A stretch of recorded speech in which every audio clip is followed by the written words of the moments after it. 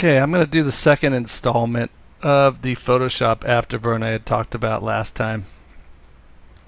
So you can follow this house call to the house call with the hashtag to the house calls. I'm to the house. Follow me on Twitter, and let's get going. So I am going to put up the hashtag here and get going in Photoshop. I'm using Photoshop 6. It's just the version I have. I know there's newer ones, but anything above 6 should work fine for you guys who are attempting to do this. So again, I use the Afterburn effect from Graphic River right here. I purchased it, downloaded it, and have played with this action for numerous times that I've tried to do various photos. So understand that you have to have a really good picture. In my opinion, you could really do it with any photo, but doing it with a great picture is always better. So again, I did the Afterburn effect. I had run it here through the actions palette, and then once you're done doing it, the finished product is right here. And it's really cool how it comes out, but there's also other stuff you could do. So I want to show you a couple things that you could do. Again, this is going to be a random edit because there's so much stuff you could do inside of Photoshop, but just let you know what I could do. So if you notice here on the bottom right, there's a red marker in one of the layers, and then there's also the subject layer right here. The subject layer is the white lines that I had drawn in the previous demo, and if you look closely, right about right here and right about right there are the two lines that I had drawn with my white brush, and you could actually turn those off and you could see them kind of flicker out, so it makes it look, I know they're there. You probably couldn't tell when you first looked at it, but you could turn those off and it makes it look more realistic. That's the first thing you could do. There's also this red kind of glow around the subject here that you could take off. You notice how if you turn the eyelid off, it just takes that whole red explosion like thing away. What I usually do though is click on the layer and select it.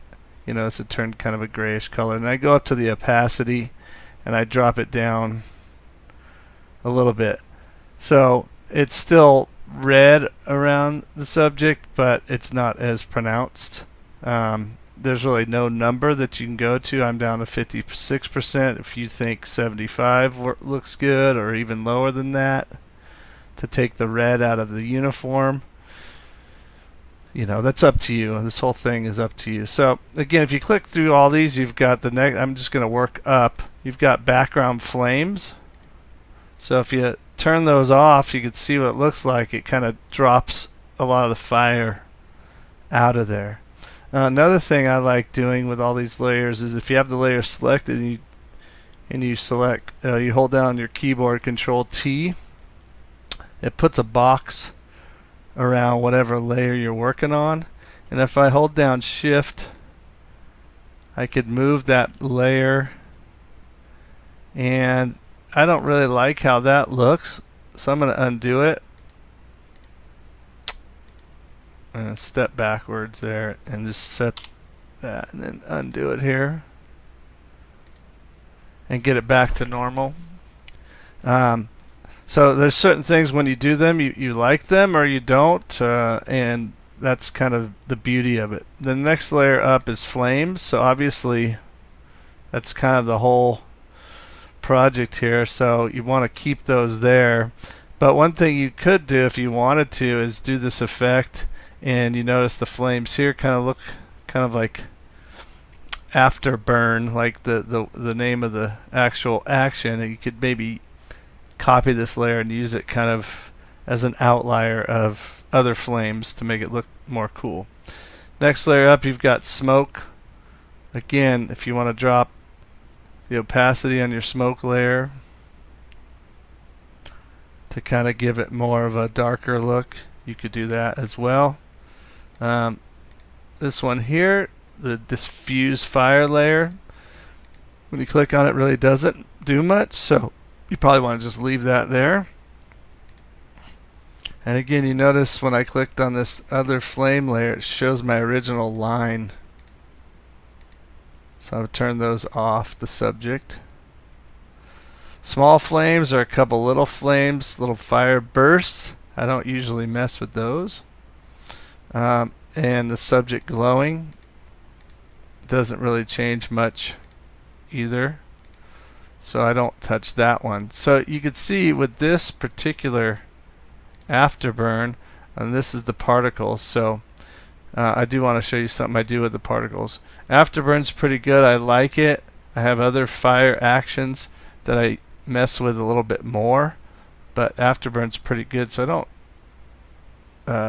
edit it too much. But fire particles, I like to do is there's kind of this smattering or splattering going on, and what I do is I usually copy this layer, so I'm going to drag this down, make a copy right next to the trash can there. As you see, it says fire particles copy, and then I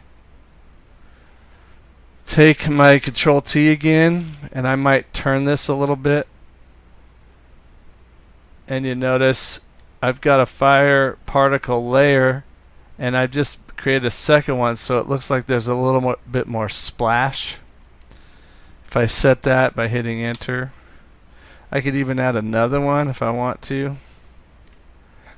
And now I've got a little bit more like cinders coming off of it.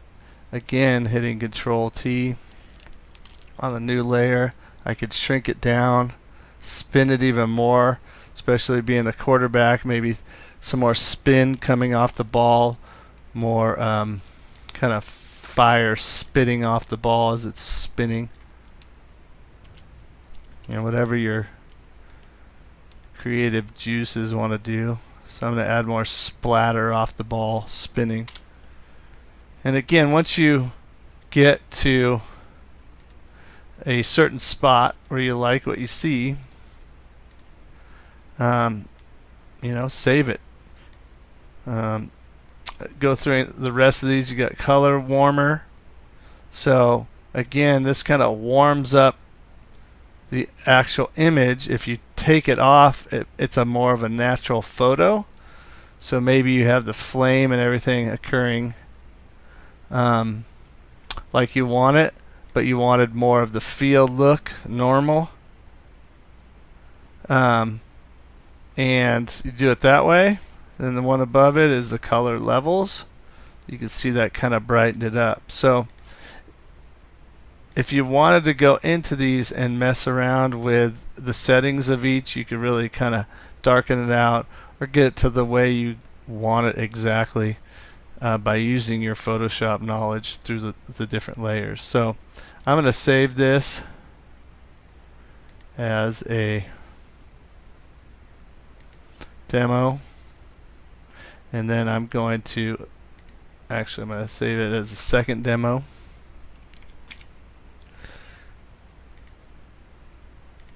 And then if I wanted to save it as a JPEG to post it on my social media, I could do that. I wanted to show you a couple other ones that I had done. So there's the one that I had done. This was one that I had done early on, just adding the flame spinning off the ball coming from behind. One of the early ones I did. I didn't really overly edit this one either. Then this is another player that I did. A lot of fire around him. Then I added like a darker version of it, and I also did the light version. I'm kind of partial to the light one. It looks a little bit more realistic to me. Again, so you can mess around in Photoshop with various settings, various flames, various actions that can be done. So that is the second part of the Afterburn tutorial. Hope you enjoyed it. DM me if you like, to the house, or hashtag to the house calls. Have a good day. We'll see you next time.